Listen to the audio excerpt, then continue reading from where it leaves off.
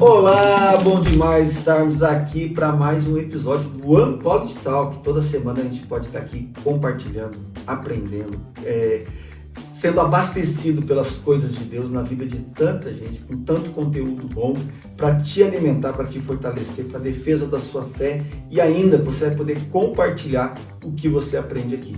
Seja você mesmo multiplicando esse conteúdo, seja você pegando esse link desse episódio e mandando para quem você quer que ouça, que vai ser bênção na vida dessa pessoa.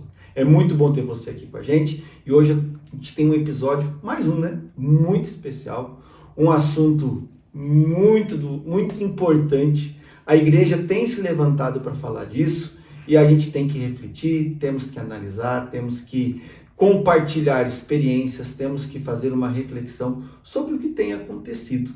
E a gente tem aqui a presença da Sara. A Sara é uma psicóloga. Sara, muito obrigado por ter aceitado o convite. É um privilégio. Somos aí amigos, né? A família se encontra, estamos juntos. Conheço a sua história, tanto de igreja, um pouco da sua história profissional. A gente se conhece, né? E para mim é uma alegria poder saber que o teu conteúdo, que a tua bagagem vai ser compartilhada com a galera do college e para onde eles mandarem. Muito obrigado por ter aceitado o convite. Obrigada a você, Fabiano. Me apresento? Pode falar. Meu nome é Sara, eu tenho 43 anos, eu sou formada em psicologia desde 2008, vai fazer 16 anos, e desde o comecinho eu já fui para o caminho da psicanálise, né? Uhum. Junto com a faculdade, eu fiz uma residência no Hospital Psiquiátrico de Campo Grande, Mato Grosso do Sul, a Santa Casa. Na época existia esse programa, né, para estudantes de psicologia, e a saúde mental foi meu primeiro lugar de trabalho. Certo. Né? Trabalhei 10 anos depois em CAPS, clínicas psiquiátricas, CAPS do Coqueirão, CAPS do Bigorrilho, trabalhei em alguns convênios, até ir para o consultório clínico, né? Mas eu costumo dizer, Fabiano, que eu não sei se eu escolhi a psicologia ou se a psicologia me escolheu. Você lembra quando isso aconteceu? Qual episódio marcou essa sua escolha, Sara? Eu acho que a minha vida foi marcada por episódios, né? Eu sou a caçula, né? Meu pai era pastor pentecostal no interior do Rio Grande do Sul, né? Um homem negro, de origem humilde, muito ativista socialmente. A religião teve um papel na vida do meu pai, não só de trazer um lugar de pertencimento, mas um lugar social.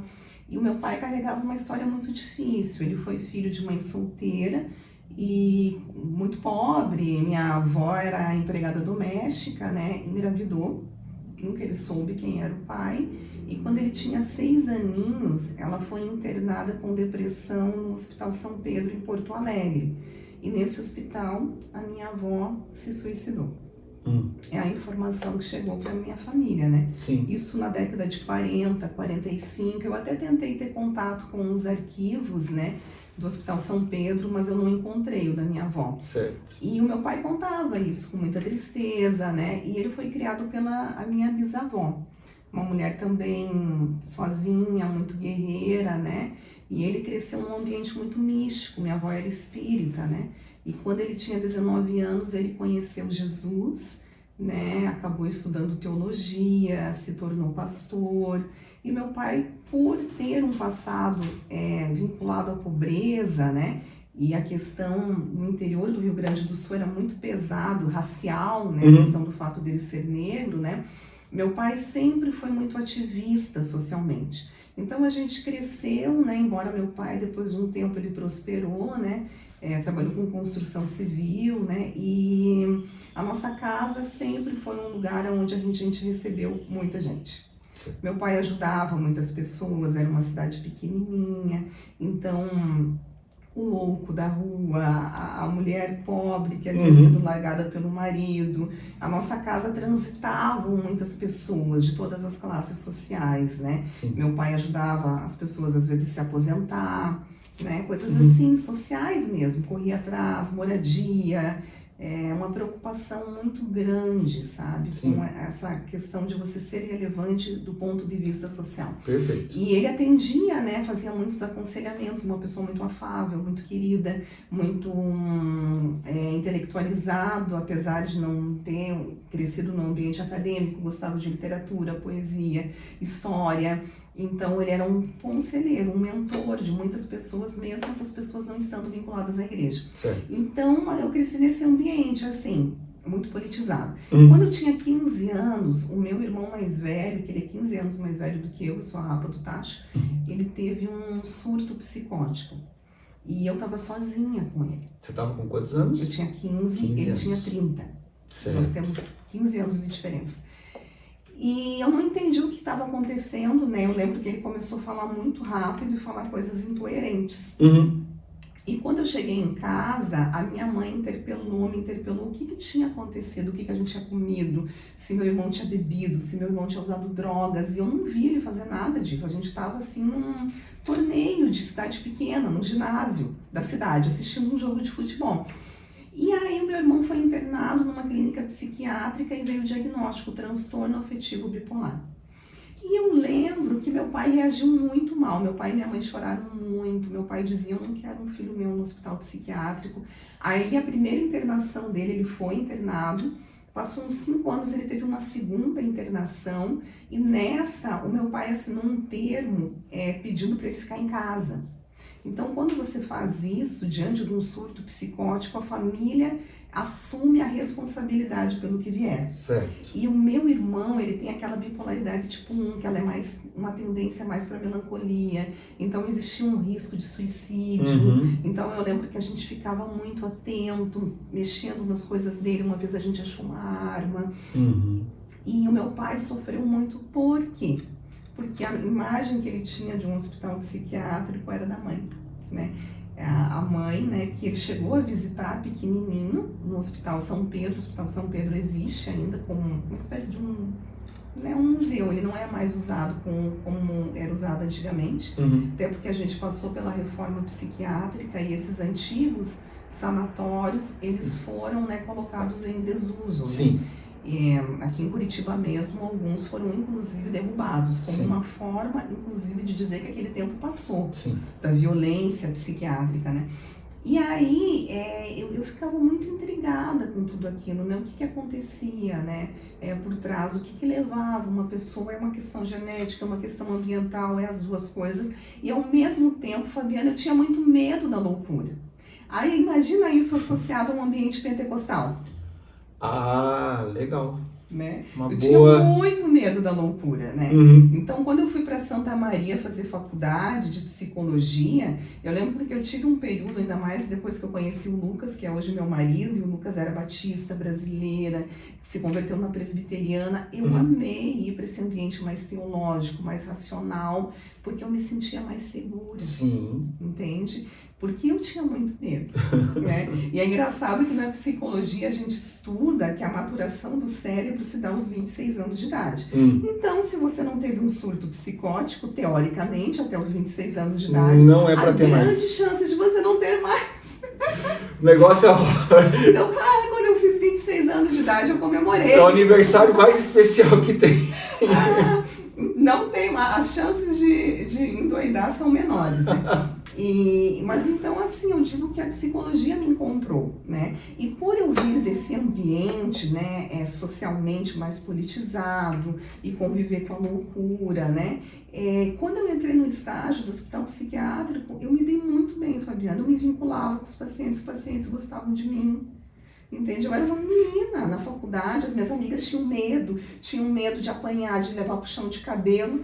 Mas você já tinha uma bagagem que te deixava muito mais preparada, né? 3 horas da tarde, eles tinham a hora do chazinho, eu tomava chazinho com eles, numa boa, entende? Então, assim, eu gostava muito de entender o ser humano, né? E assim foi a minha carreira. Hoje, eu atendo psicologia clínica. Fiz a minha formação em psicanálise lacaniana, né? E continuo estudando. A gente diz que um psicanalista, ele só para de estudar no dia que ele morre, né? A gente estuda a vida toda e é muito gostoso, né? Esse ambiente de estudo, né? E então eu digo assim que a psicologia me escolheu, né? Esses sofrimentos que a minha família enfrentou, né? De certa forma me prepararam para aquilo que estava por vir na minha vida, né? E como é que você conciliou, Sara? E como é que foi o seu processo de conversão, além de uma família pentecostal, a sua experiência mesmo de conversão pessoal, com toda essa experiência de transtornos na sua família, com a formação em psicologia, como é que isso funcionou na sua cabeça e como é que isso funciona hoje? Tá. Eu me converti, eu entendi, né, a mensagem da salvação na escola bíblica dominical. Uhum. Por isso que eu sou muito apaixonada por escolas bíblicas dominicais, escola bíblica para criança, para adolescente, porque o meu entendimento veio pela razão mesmo. O professor explicando aquilo de você ver sempre, e eu me dei conta do sacrifício de Cristo. E eu aceitei Jesus com 7 anos de idade. Uma outra lembrança que eu tenho de escola bíblica, meu pai era um apaixonado, né, por escolas bíblicas, né? Eu lembro que eu tinha 12, 13 anos, a gente estava estudando Oséias, né? E o professor fez um paralelo do amor de Oséias pela esposa com o amor de Cristo pela igreja. E eu lembro que aquele monte de adolescente, a gente começou a chorar. Que a gente falou, meu Deus, como Jesus nos ama. A gente não merece, não fez nada para merecer. E Ele deu a salvação dele pela gente. Eu lembro que eu tinha assistido aquele filme da Julia Roberts com o Richard Gere, que ela é também uma prostituta. Como que chama? Antigo? Não lembro. E que ele vai, tira ela das ruas, compra roupas para ela. E eu lembro que eu fiz essa associação com Oséias. Né? Porque ele se casa com uma prostituta na minha cabecinha de adolescente. Nossa, igual um filme da Julia Roberts. Né? Eu fiz esse vínculo, nossa, que amor é esse? Que vai lá, que não desiste de você. Né? Então eu lembro assim, que veio muito pela razão. Assim. Certo. Eu tive experiências místicas depois, em retiros, depois de adulta. Mas veio primeiro pela razão. Eu nunca saí da igreja, Fabiano. Eu tive momentos de brigas com Deus, de incredulidade, de esfriamento espiritual dentro da igreja. Sim. Eu lembro que eu não deixava de frequentar, eu não deixava de ir, eu não deixava assim de... Às vezes esfriava, né, esmorecia, cansava, mas eu nunca conseguia me desvincular disso, né? Certo. E quando você... teve a sua vivência de igreja, você conheceu Lucas, foi para um outro formato de teologia, você já tinha toda essa experiência de transtornos, foi para o ramo da psicologia, onde despertou, o que chamou a sua atenção, se coincide com o cenário atual, ou se já é de mais tempo, sobre essa questão de uma igreja abusada, uma liderança abusiva, um povo que se submete a esses abusos.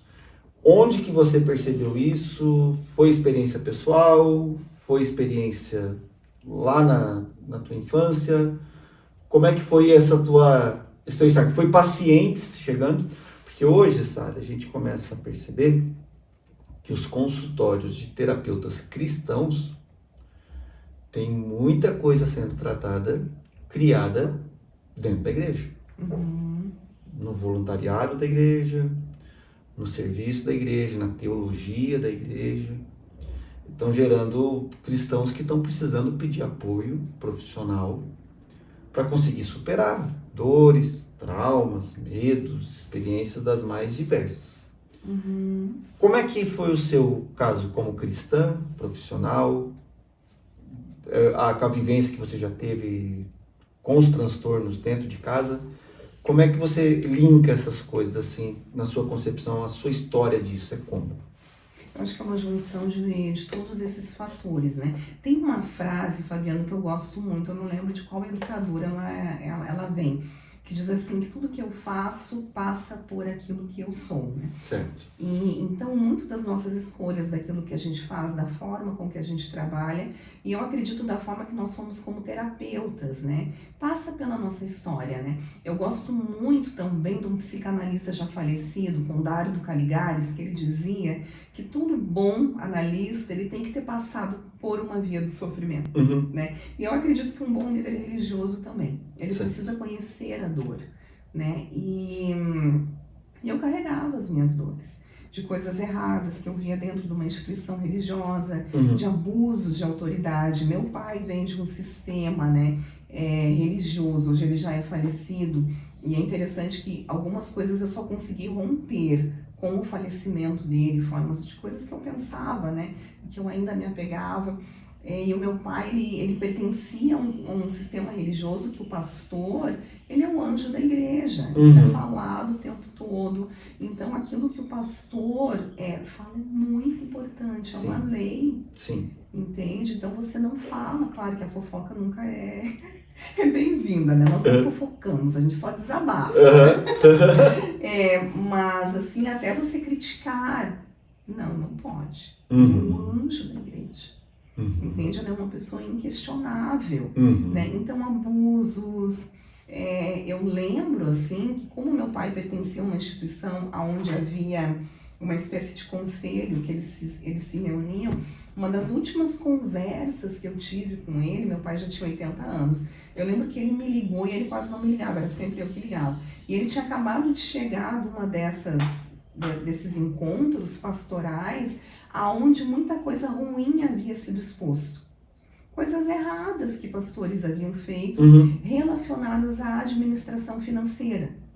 E meu pai tinha uma certa ingenuidade, ele era muito idealista, né? Um bom melancólico, né? E eu lembro que ele ficou muito impactado com aquilo e ele desabafou comigo. Normalmente era a gente que desabafava com ele. E ele ficou muito, assim, escandalizado, né, de ver autoridades se corromperem, né? E a gente conversou um pouco sobre isso e eu achei curioso vir dele, porque eu já carregava coisas no meu coração há muito tempo, né?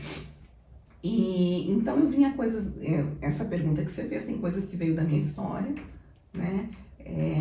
Coisas que eu mesma vivi, né? E muita coisa que eu ouvi no consultório, né, Fabiano? Muitas dores, muitas feridas, né? Muita coisa que é feito em nome de uma religião. Uma religião que, se você for ver, ela não está alinhada à pessoa de Jesus, né? Porque Jesus, ele não nos colocou em lugares de liderança para exercer um controle, um domínio sobre o outro, né?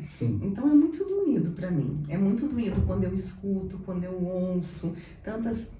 O meu público maior no consultório é feminino, eu acho que uns 90%. São mulheres, moças, mulheres de 20 a 50 anos, é o meu público maior.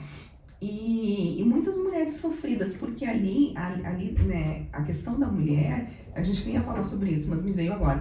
Não vem só a questão da questão do abuso de autoridade, mas muitas vezes um machismo velado, né, que coloca às vezes a mulher numa posição de muito sofrimento, no qual ela não pode falar nada, ela não pode expor um pensamento, ela não pode ter voz ativa, até mesmo dentro do casamento, né? Então, assim, eu tenho relatos muito tristes. Eu já recebi pessoas muito sofridas, muito machucadas e algumas, Fabiano, totalmente revoltadas com a instituição religiosa, com Deus. E como é que você explica, Sara, se é que teve essa cronologia? Você já tinha experiência, você já tinha visto teu pai sofrer, você estudou, tal, e mesmo assim você acaba vivenciando, tendo essa experiência. Falo isso por mim também. Um bom tempo de igreja, relacionando com um monte de gente, e vivi. Quando eu vivi, eu não percebia que eu estava vivendo. Certo? E hoje eu analiso, eu já fico até meio preocupado. Você fala, será que eu não tô vivendo de novo? Você começa a ficar meio piradão, assim, com as coisas que vão acontecendo. Como é que a psicologia explica isso? Como é que para você, como uma terapeuta, uma estudiosa disso, por que o ser humano reage desse jeito? De conhecer, saber o perigo, de ter experiências, mas mesmo assim fica ali e se submete de novo. É muito parecido, Fabiano, com mulher vítima de violência doméstica, né? Quando a mulher às vezes sai daquela situação, passa um tempo, ela já se vê envolvida de novo, porque é um amor conhecido. Tem uma frase que diz assim, que a gente repete na nossa vida, não o que é saudável, mas aquilo que é conhecido, né? Então existe algo de conhecido nesse amor, um amor que representa controle, um amor que representa muitas vezes abuso, sofrimento. E o fato de saber como tem uma importância maior da dor que gera? Tipo isso? Entendi certo? O fato de eu saber, eu estou ali num ambiente em que eu estou sendo abusado. Mas como eu já sei como isso para mim é mais tranquilo do que a dor que eu estou sentindo. Compensa. Sim, porque é um amor conhecido. E a gente tem uma tendência, Fabiano, em ficar naquilo que é conhecido. Mesmo que seja dolorido. Mesmo que seja ruim, porque o desconhecido gera desconforto. Às vezes gera sofrimento, gera angústia. Então essa é a pergunta ficaria melhor assim. O sair ir pro desconhecido é pior num primeiro momento do que a dor. Isso, num primeiro momento. Mas voltando um pouquinho à tua pergunta. Por que as pessoas ficam? Tem uma analogia que eu gosto de fazer, Fabiano, que é quando você está muito perto numa relação, muito inserido nela, é igual um objeto quando ele está muito próximo dos teus olhos. Você não vê com clareza. Quando você afasta, você enxerga ele com mais clareza. É um copo, né, de vidro, tem água dentro, né? Mas quando está muito próximo, fica aquela imagem assim.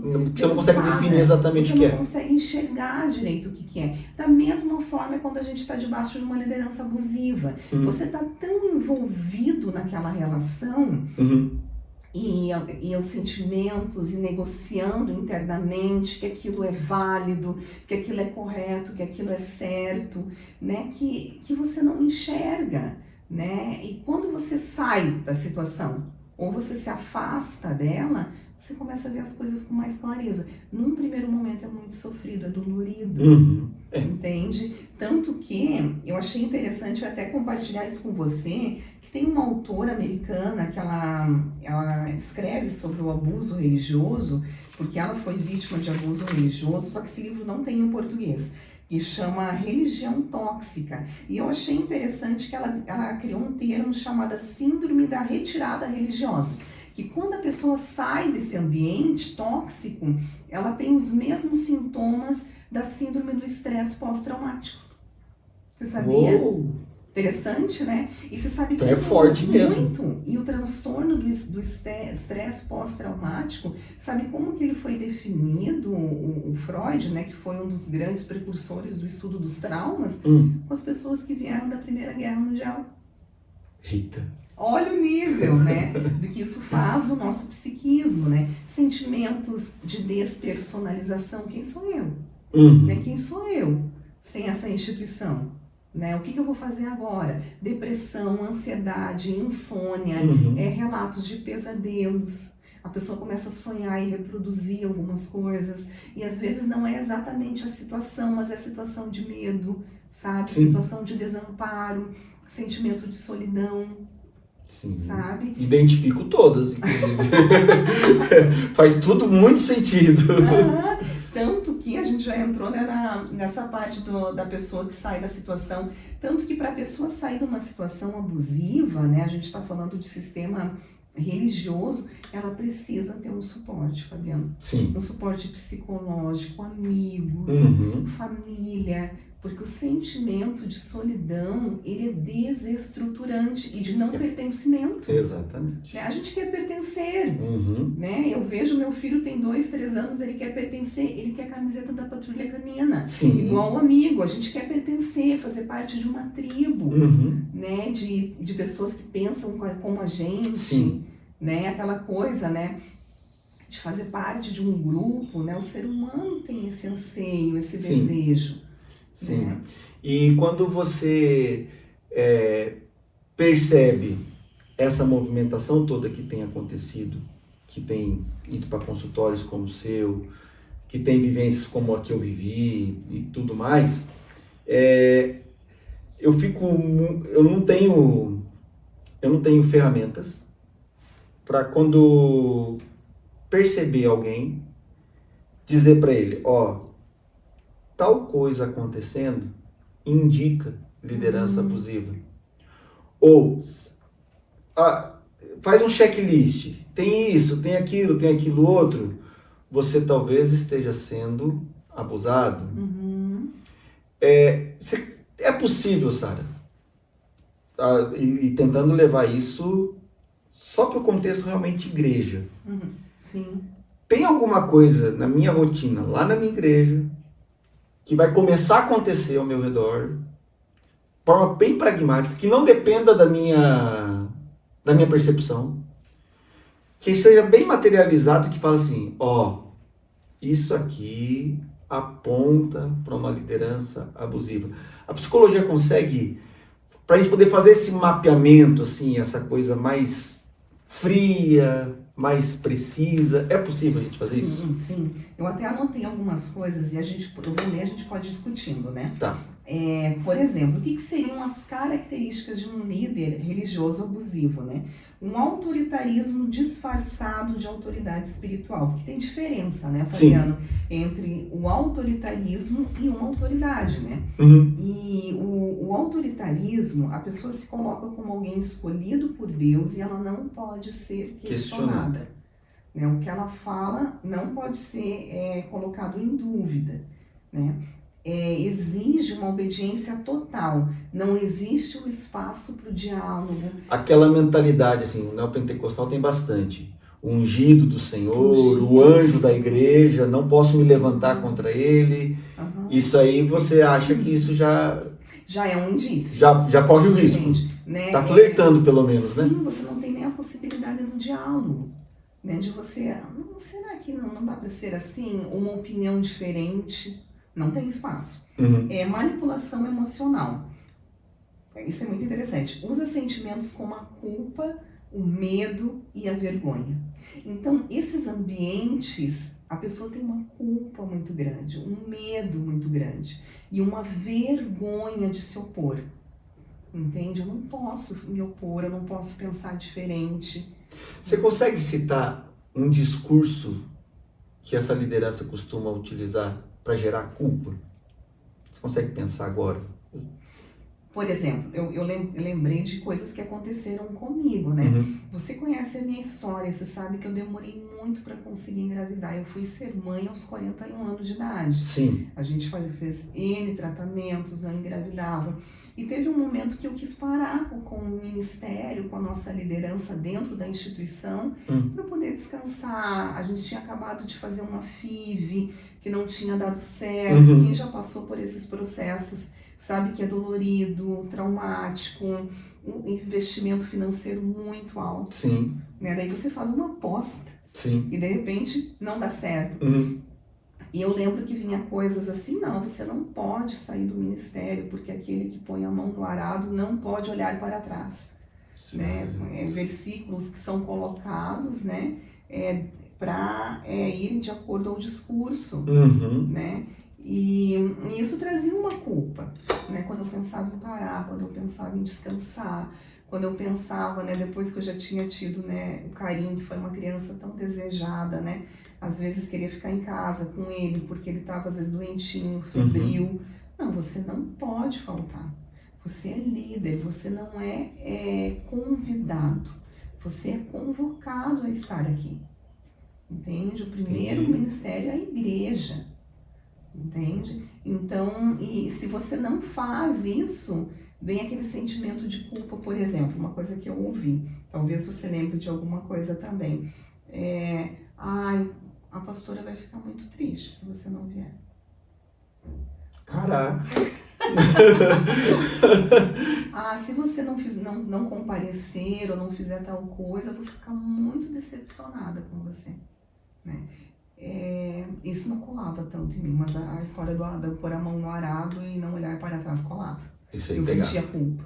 Porque era a palavra de Deus, né, Fabiano? E a gente confunde muitas vezes o discurso do religioso, né, com o próprio Deus, né? Uhum. E eu pensava, eu entrava, teve um período da minha vida que até porque eu já carregava uma culpa, porque toda mulher que é infértil pode ser mais moderna que seja, feminista.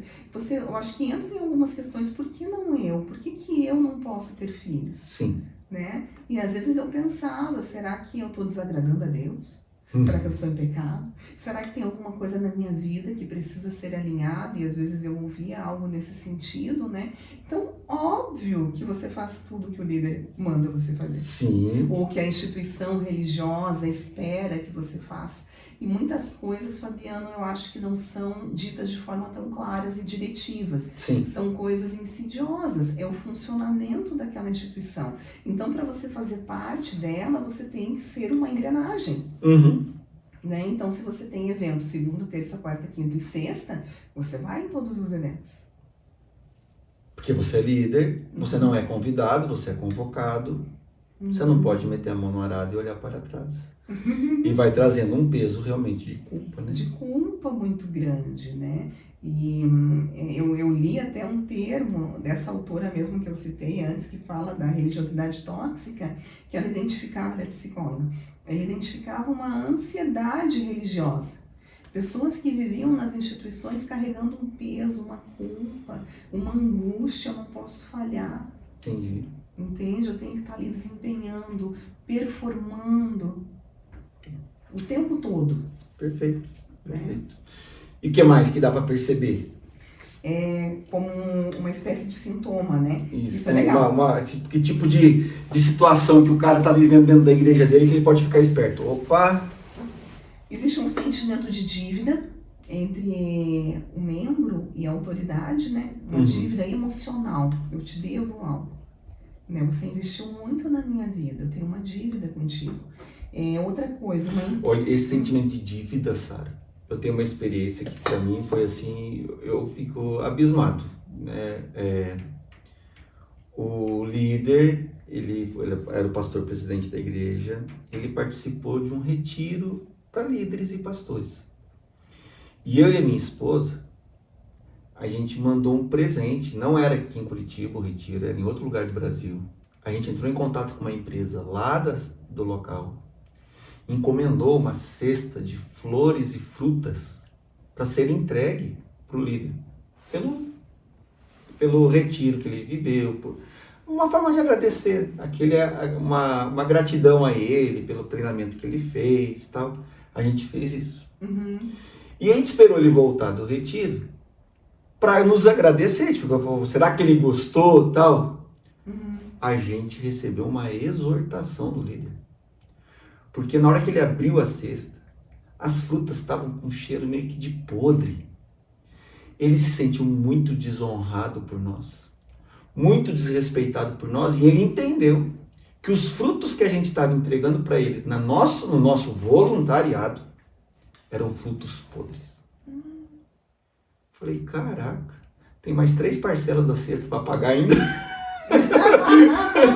E agora, cada mês eu vou lembrar do que eu tô ouvindo aqui. O cara, se a empresa lá daquele lugar é ruim e mandou uma cesta ruim, a culpa não é minha, poxa. Que pesado, né? E aí você começa a pegar essa coisa da manipulação, da dívida. Eu me senti endividado com o cara que eu quis, né? Talvez eles fizessem uma piada. Eu falei, cara, que empresa ruim que você contratou, né? Podia virar piada entre nós. Sim. Mas não a forma como ele conduziu. Sim, já fez toda uma analogia que os frutos que eu estou entregando do meu trabalho né? eram frutos podres. E eu fiquei lá mais tempo, que é o que me assusta. você se submeteu, né? Já vamos chegar lá. Vai chegar aí. Por que que eu vi aquilo acontecendo e eu ainda demorei para passar de lá? Sim. Ó, existe uma interferência na vida pessoal. Controle das decisões íntimas, relacionamento, quem eu vou namorar, quem eu não vou namorar. Uia, isso aí, forte, isso né? aí, isso aí dá várias dicas, hein? Muito, né? Isso aí dá várias dicas. Controle das suas finanças, dos estudos, né? Os adolescentes, os jovens, a faculdade que você vai fazer, as amizades com as quais você se relaciona. Vamos fazer um parênteses aqui, Sara. Eu acho super saudável a gente ter um líder que ore por nós, que a gente busque conselho sobre um namoro, sobre um casamento, sobre minha carreira, sobre as minhas finanças, mas algo voluntarioso de mim para com o líder. O que eu acho que caracteriza o abuso é o líder criar tipo uma ingerência, né? Sim. Ele exigir que ele comande o meu relacionamento, que ele comande a minha carreira, que ele comande as minhas finanças. É disso, né? Sim. Isso é o abuso, né? Sim, Perfeito. exatamente, né? E uma coisa interessante, ele produz, né, essa autoridade religiosa abusiva, um certo isolamento. Os membros, ou a pessoa que está debaixo dessa autoridade, ela é afastada de pessoas que não pertencem à mesma instituição, né? E demoniza aqueles que se afastam, que se excluem, aqueles que não fazem mais parte. Dá aquela coisa de bolha, mas num tom de superioridade, Sim. de separados para uma missão especial. Isso, eles não têm a mesma visão que a gente, entende? Não se sente com eles, não fale com eles, não se relacione. A pessoa acaba só se relacionando com pessoas daquela instituição. Outra coisa, por isso que é muito importante, Fabiana, a gente conhecer a palavra de Deus. Existe um uso distorcido das escrituras. As interpretações bíblicas e os textos sagrados são usados para justificar esse comportamento abusivo, né? Junto com a fala, a pessoa ela usa todo um vocabulário bíblico, cita versículos bíblicos que venham, né, reforçar, né, a postura dela, né, e sempre impondo uma espécie de medo, de submissão, e é sempre uma relação vertical, né? A pessoa está aqui e você está aqui. Sim. Entende? Não existe essa horizontalidade, né? Entendi. Outra coisa, culto à própria imagem. Muito cuidado com igrejas que o líder é muito mais importante do que Jesus, né? Quando a pessoa é muito mais falada e mencionada do que Jesus, né? Esse líder se coloca no centro das atenções, ele é indispensável, existe uma certa vaidade espiritual, existe uma cobrança por reconhecimento e por honra. Esse discurso, né? Vamos honrar o nosso líder, nós precisamos honrá-lo, seja com presente, com oferta, ou através do serviço, né? E coisas extravagantes, né? Não é mais do que um presente, precisa ser algo extravagante. Sim, eu já ouvi histórias de líderes que que foram feitas ofertas para dar carro, viagens, Astronômicas. né, relógios caríssimos, né, porque precisamos honrá-lo, né, e que chega a ser até amoral do ponto de vista social, né, Fabiano? Porque às vezes tem um irmãozinho ali com dificuldade financeira, com dificuldade inclusive para manter a cesta básica, mas está ali ofertando para honrar esse líder. Porque se não honrar vai gerar culpa, vai gerar dívida, vai gerar algum tipo de reprovação, vai gerando essa atmosfera mesmo. Sim, né? E outra coisa, isso é legal, um desprezo pela saúde mental. Então, se a pessoa começa a falar que não está bem, que está deprimido, que está sem forças, isso é interpretado como falta de fé, entende? Ou demonização, então ela tem que fazer um curso, ir para um retiro, né? Passar por processos de libertação. Sim. Então, se a pessoa está deprimida, está sofrendo de ansiedade, isso é desprezado, ela não é ouvida. Não existe espaço para isso. E normalmente vinculado a demônio e pecado. E outra coisa, normalmente nesse sistema religioso só é aceito que você faça tratamento com psicólogos e psiquiatras dessa instituição. Que vai que porventura Alguém de outra igreja faz com que você pense diferente. Cara, ó. Porque o que acontece com o terapeuta e com o psicólogo que está preso também a esse sistema religioso? Ele vai te induzir a se manter nele, Uhum. né? Até porque essa é a verdade que ele conhece, que ele está inserido. Sim, até porque ele mesmo está ali, né? Então é bem preocupante Sim. isso, né? Que os próprios profissionais de saúde mental acabam trabalhando em função de um organismo não saudável, né? Sim. Outra coisa, por último, né, tem mais dessas características: segredos, ameaças e punições. Existe uma forma de abuso financeiro, emocional e até, Fabiano, mais graves, até mesmo sexual. Tem instituições que isso acontece. E sempre existe um tabu do silêncio, do medo. Ninguém pode falar sobre esse assunto, né?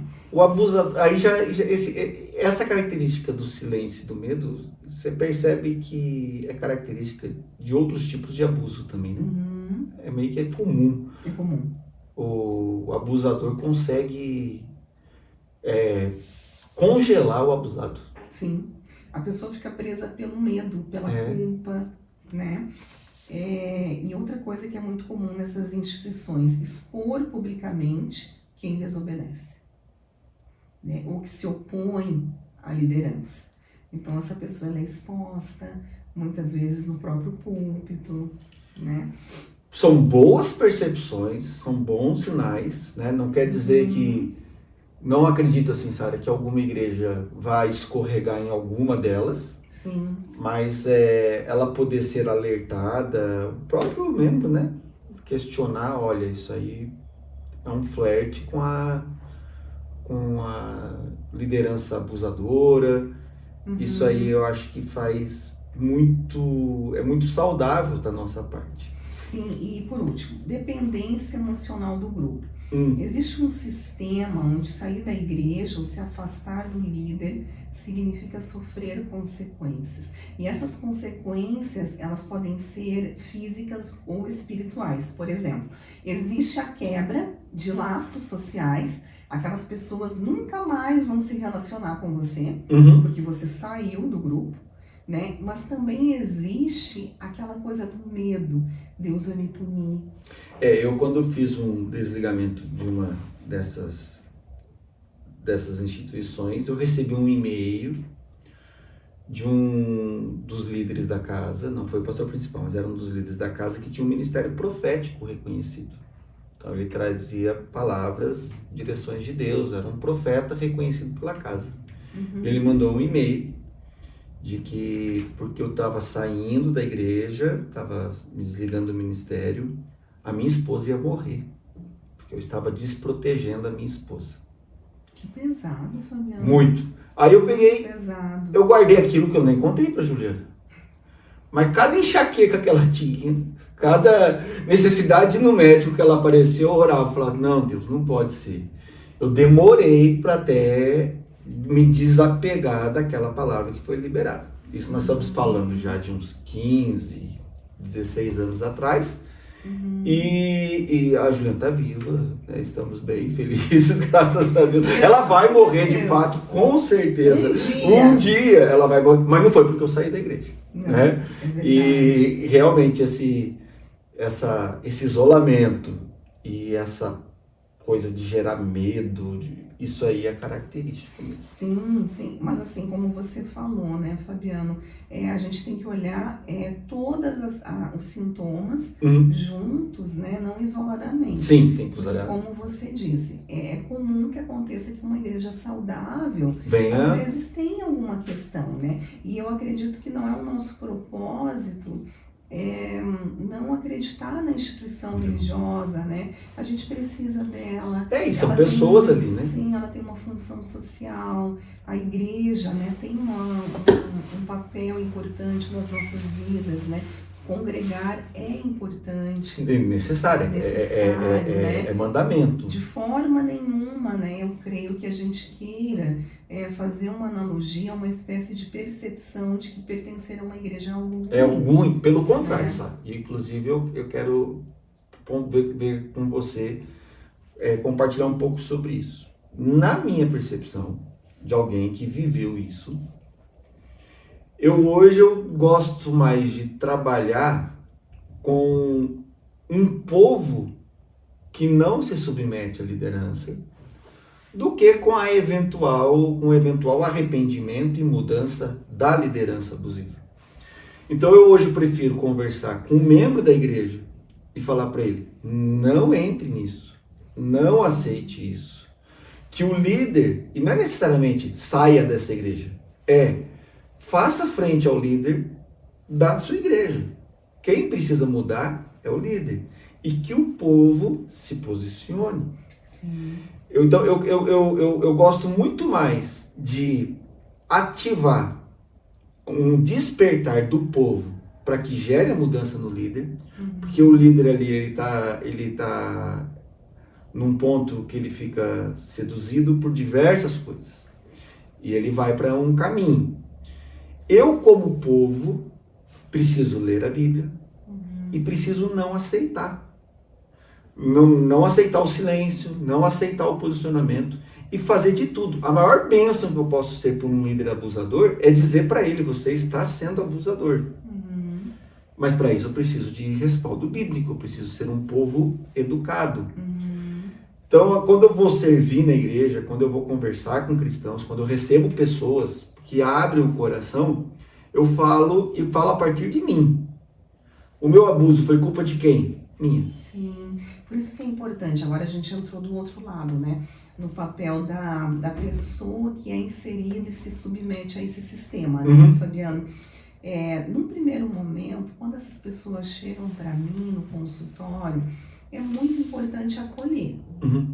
Eu imagino que você também faz esse acolhimento. Sim, lógico, né? tá Porque doendo. algumas verdades, Fabiano, principalmente na terapia, elas são descobertas pela própria pessoa com o tempo, né? E é devagarinho, porque é como se o nosso psiquismo não desse conta de ver tudo de uma vez só, né? Porque é muito dolorido, né? E eu acho que uma coisa que é importante a gente falar sobre as características de quem se submete a uma liderança abusiva é que toda pessoa que se submete, ela busca um pertencimento e um acolhimento. Então, o que acontece numa liderança abusiva? É muito parecido com relação matrimonial, onde existe violência. Num primeiro momento, tem um ciclo do abuso, né? Religioso. Num primeiro momento, existe um acolhimento. Um amor, promessas, você é importante pra gente, você vai crescer, nós precisamos de alguém como você para liderar os jovens, os adolescentes, o ministério infantil, aceitação, você tem qualidades importantes para o ministério. Nós temos planos para você. Essa frase é ótima, né? Essa Eu tenho planos para você, essa aí é. Com o tempo vai aparecendo um controle gradual, né? E esse controle vem associado de sentimento de culpa, de uma obediência, você tem que obedecer sem questionar e por muito medo, Fabiano. Né? Daí que vem aqueles sintomas de ansiedade, né? Que a autora chama de ansiedade religiosa, né? Com o tempo a pessoa já vai se ver dependente dessa figura. Então, e é aí que eu chamo a atenção para o cristão. A gente tem consciência da nossa fragilidade, da carência, dos traumas. Gente, vamos tratar isso com um terapeuta, vamos tratar isso lendo a Bíblia, vamos tratar isso com medicação, vamos tratar isso com discipulado, né? Vamos tratar isso com irmãos em Cristo, mas não vamos alimentar o ego de líder nenhum, porque daqui a pouco a gente tá mandando o líder pro inferno, fazendo o cara virar um psicopata da idolatria, um ego inflado no nível, por culpa nossa. Porque a gente despeja toda a nossa carência. Carência de pai, ele é o meu pai. Carência de pertencimento, de valorização. Carência de construção de carreira. Cuida da sua carreira. Vai ser um bom profissional bem-sucedido. Mas não faça das promessas do eu tenho planos para você a sua expectativa de valorização de carreira dentro do ministério. É nós, como povo, a gente cuidar dessas nossas fragilidades, para a gente não chegar numa instituição despejar isso na liderança. E às vezes a liderança nem ia ser abusadora. Mas não tem nem como. Pega um povo carente, um povo, vou colocar aqui, tomando eu como referência, idiotizado, ambicioso, ganancioso, se despejando aos pés de uma liderança, de uma pessoa, o ser humano vai abusar. Sim, sim, é verdade. Você dá poder, né? Você dá um poder para alguém que você não pode dar. Existe também, Fabiana, uma característica, né? Quem se submete, uma necessidade de respostas prontas, né? Você quer ter alguém que diga o que você deve fazer. É uma transferência da figura do pai, né? Isso, uma infantilidade eterna, né? Uma infantilidade. E se a gente for ver, né, do ponto de vista sociológico, o Brasil é um país órfão de pai, né? Não só do pai, dessa figura paterna, mas às vezes um pai ausente, um pai que não te deu direção, um pai que não te deu conselhos. Sim. Né? Então, quando você vê uma figura religiosa, a gente projeta alguns sentimentos. Sim. Né?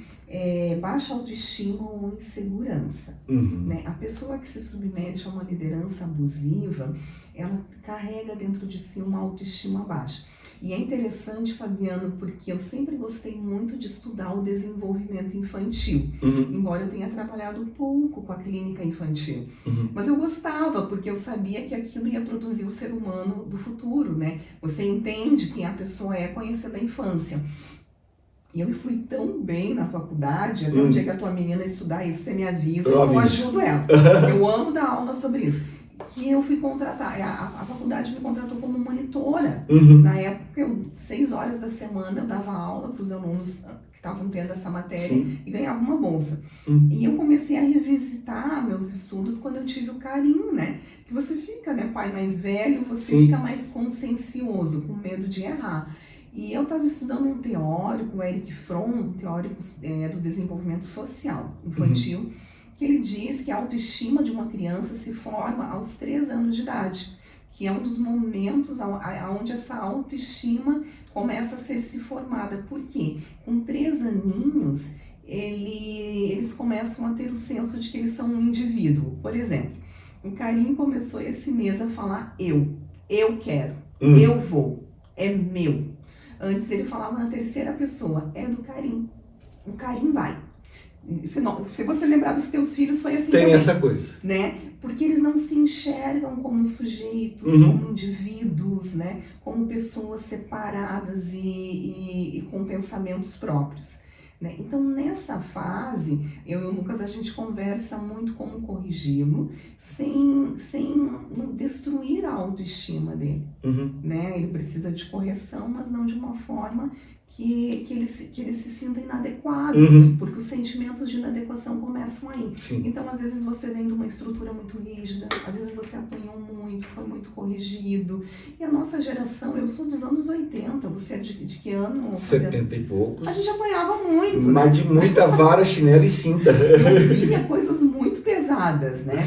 Palavras duras. Dos adultos, né? As comparações. Sim, né? E então a criança, a partir dessa idade, ela já começa a receber informações de que ela é inadequada, que tem algo de errado com aquela criança. E quando você pune uma criança, por isso que eu tenho várias ressalvas com a punição física, quando você pune uma criança, ela não sente que ela está sendo punida pelo erro, ainda mais uma criança tão pequena. Ela sente que ela é o erro. Entendi. Olha que forte isso. Uma criança muito pequena, 3 anos, 2 aninhos, né? Ela não tem esse entendimento, né? Porque ela ainda não construiu a sua própria individualidade. Então a autoestima começa a se construir assim. Aí você imagina uma geração cheia de problemas relacionados à autoestima, ou seja, por um excesso, né? Uma rigidez muito grande de um pai e de uma mãe, ou por uma ausência. Né? Hoje a gente já tem outros problemas, uma superproteção, talvez, né? Vamos considerar um excesso também, né? Excesso também, né? Mas aí vem uma autoestima complicada, né? Então você se submete a coisas que você não deveria se submeter. E demora a perceber, né? E demora para perceber. Eu pensei que era só eu que era meio lento, mas você começa a conversar com as pessoas. É meio que geral, todo mundo fica ali preso nas coisas ali, impressionante. Sim, e por isso que é importante também, Fabiano, o processo do autoconhecimento, né? Eu não lembro, Tomás de Aquino ou Santo Agostinho, que faziam uma relação do autoconhecimento com o conhecimento das Escrituras. Certo. Né? Que quanto mais a gente conhece a respeito de Deus, mais a gente sabe acerca de nós mesmos.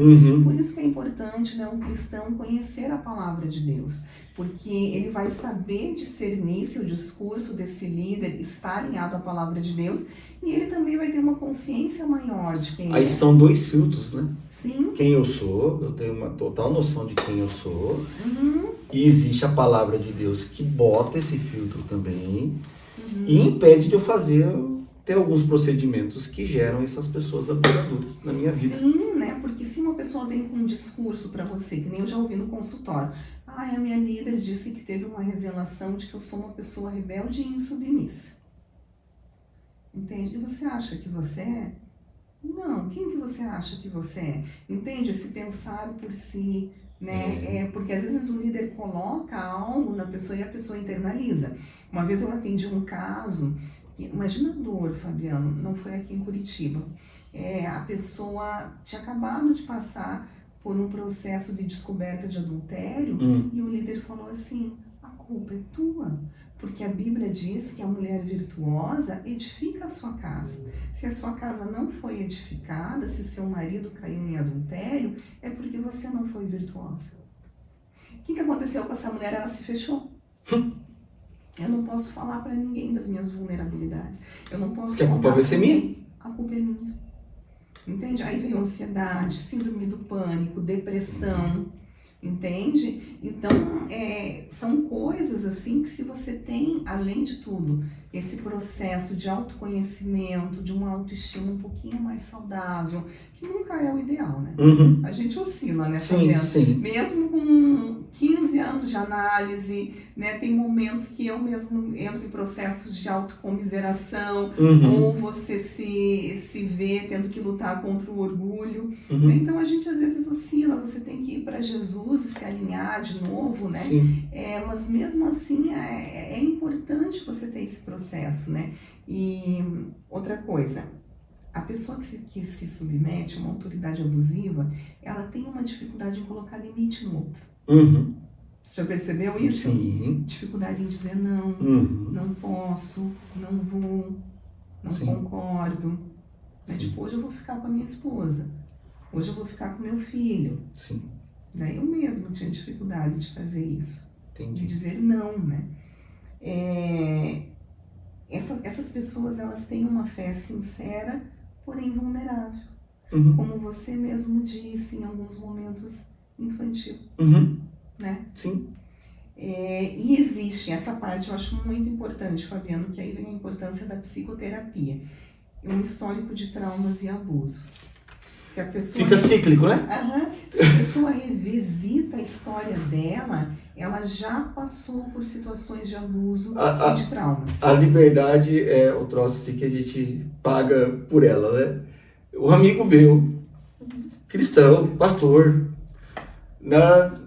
numa situação dessas que eu me meti de liderança abusiva e tal. Aí eu contei pra ele, falei assim, cara, você acredita que o cara fez isso e tal? Aí ele falou assim, por ser você eu acredito. E me mandou uma figurinha, um memezinho, que é uma ovelha que tá presa num buraco. Aí o pastor vai lá e sofre, puxa a ovelha, tira a ovelha sai correndo e pula dentro do mesmo buraco. De novo. E ele mandou isso e riu. Falei, nossa, velho, liberdade. Sou eu. Isso é que sou eu, então, né? Falei, então, pois é. E é exatamente isso. Como a gente fica, né? Sai de uma, alguém vem, tira, e você se mete em outra. De novo, né? Você sabe que tem um artigo clássico, né, do Freud que chama Recordar, Repetir e Elaborar. Que ele notou que essas pessoas que vinham da Primeira Guerra Mundial, eles tinham muitos pesadelos com a guerra. E ele começou a pensar o porquê que a pessoa precisa reviver aquilo, Uhum. né? E ele percebeu que a gente tem uma tendência em tentar repetir uma situação para que a gente possa elaborá-la emocionalmente. Perfeito. Então, por que eu repito? Porque o intuito é dar um destino diferente do que foi da primeira vez. Porém, essa repetição, ela precisa acontecer aqui, numa conversa, você contando. Uhum. É muito importante um ambiente terapêutico. Às vezes o paciente fala assim para mim, eu sinto que eu estou sendo muito repetitivo. Não tem problema. Uhum. Vai chegar uma hora que essa história vai dar um clique. Sim. Um clique. Você supera de vez, né? E aquilo não faz mais sentido. Passou. Não faz mais sentido eu falar sobre aquilo. Sim. Porque você conseguiu elaborar a dor. Então, tem momentos na psicoterapia, Fabiano, principalmente de base analítica ou psicanalítica, que o terapeuta se torna um pouco repetitivo. O terapeuta não, o analista, né, o paciente, se torna um pouquinho repetitivo, porque ele precisa dar um destino diferente para aquela história. Sim. Então, eu conto. Até A segunda vez eu já contei diferente, a terceira vez eu já contei diferente. Quais foram as sensações, o que você sentiu, o que você percebeu?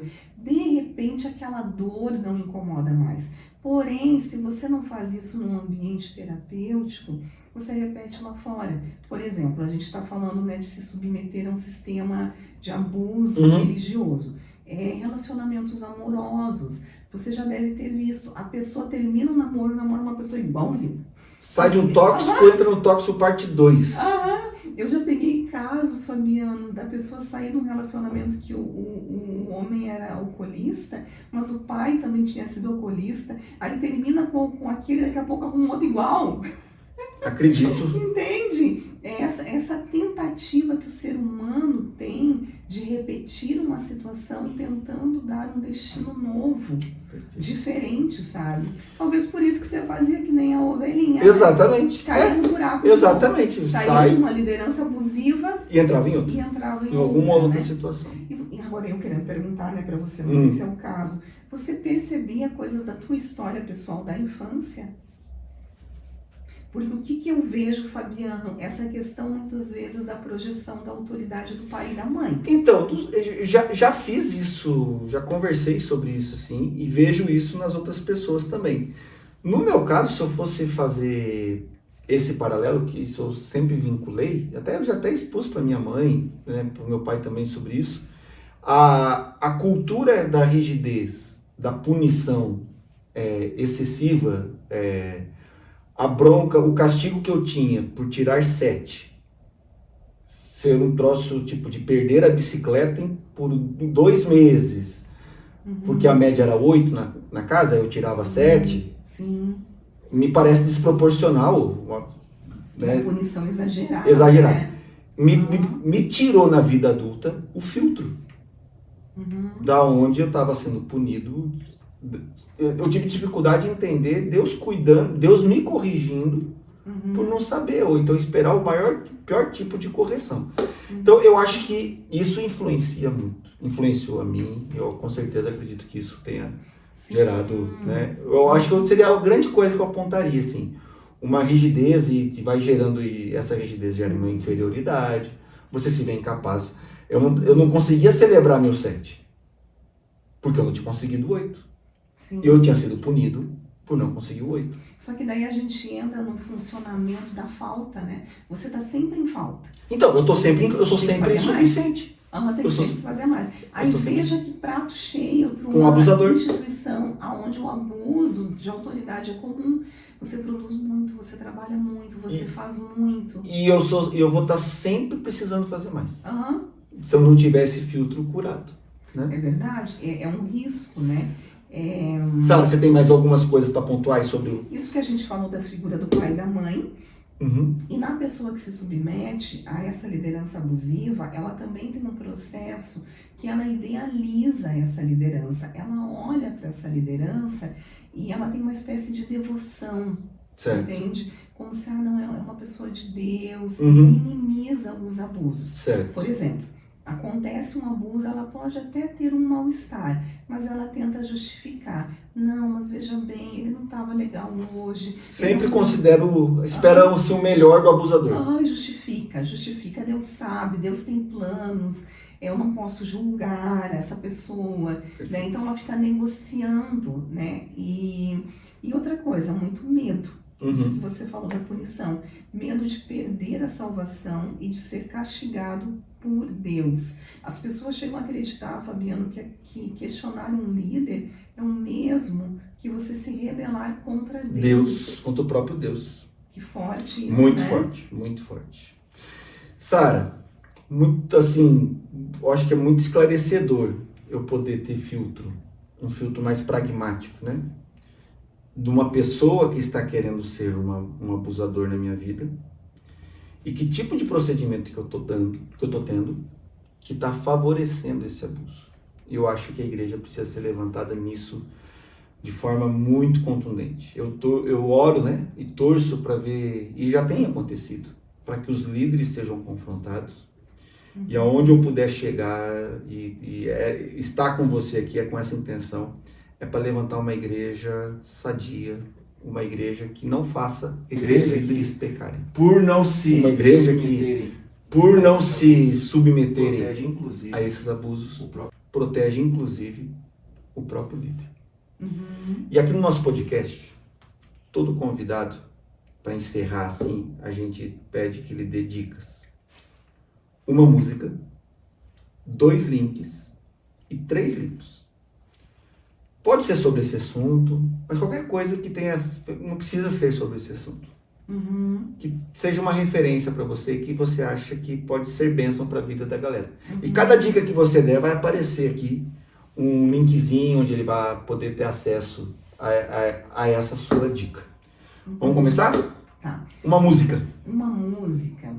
Você sabe que eu demorei para pensar numa música. Uma música que me veio é uma música de uma pernambucana chamada Frero. Como que é o nome dela? Agora me fugiu o nome dela, mas o nome da música é Eu Quero Me Curar de Mim. Me curar de mim. Quero me curar de mim. Porque fala do autoconhecimento. Perfeito. Fraira Ferro. Me curar de mim é uma música lindíssima, é um poema que ela fala sobre a importância da gente olhar para dentro de si. Perfeito. Entende? E levar em consideração o que a gente sente. Ótimo. Entende, Fabiana? A gente precisa se conhecer, né? Para que a gente entenda o porquê que a gente estabelece alguns relacionamentos na nossa vida. Sim. Né?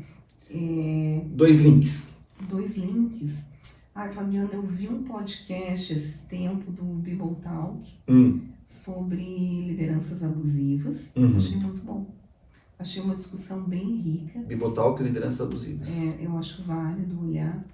Agora eu não me recordo de mais algum, tá? Assim, de cabeça. Vamos pros livros. Veio, assim, sabe? Porque quando eu penso em algumas referências, tem algumas referências que eu tenho que são muito teóricas, né? Não são mais da psicanálise, né? Se fala muito hoje em dia, né, de lideranças tóxicas, de relacionamentos abusivos, né? Livros. Livros, eu tentei encontrar alguns livros que tivessem uma leitura mais acessível, que não ficasse tão preso só para a galera da psicologia, né? Tem um muito bom, chamado Pessoas Tóxicas, do Bernardo Stomatias, que ele fala sobre o perfil de uma pessoa tóxica, para você identificar, né? Manipulação, jogos mentais, né? Esse dessa mulher, da Marilene Winell, Religião Tóxica, Como Recuperar a Fé Depois do Abuso, não existe em português. Ele é bem interessante, mas ele só existe em inglês. E foi ela que cunhou esse termo, síndrome da retirada religiosa. Certo. Interessante, né? Um campo interessante de ler também é o da dependência emocional. Certo. Então tem um livro, Amar ou Depender, de um terapeuta argentino muito interessante chamado Walter Rino. que ele fala sobre o amor saudável, sobre você amar o outro sem se perder nessa relação, né? Porque normalmente a pessoa que se coloca, né, nesses relacionamentos abusivos, ela tem uma dificuldade aí com o amor, com a forma com que ela estabelece os seus vínculos, né? E quando eu falo de vínculo amoroso, eu não estou me referindo à relação conjugal, mas em vínculos de amizade, de relacionamentos, como você se vincula com o outro. Então esse é um livro bem interessante. Esse rapaz tem bastante coisa boa nesse campo da dependência emocional. Sim, ótimo. Obrigado, Sara. E agora eu vou pedir para você olhar para sua câmera e deixar uma mensagem sobre o que você acha que deve ser importante para os nossos ouvintes ouvirem. Um conselho, uma direção.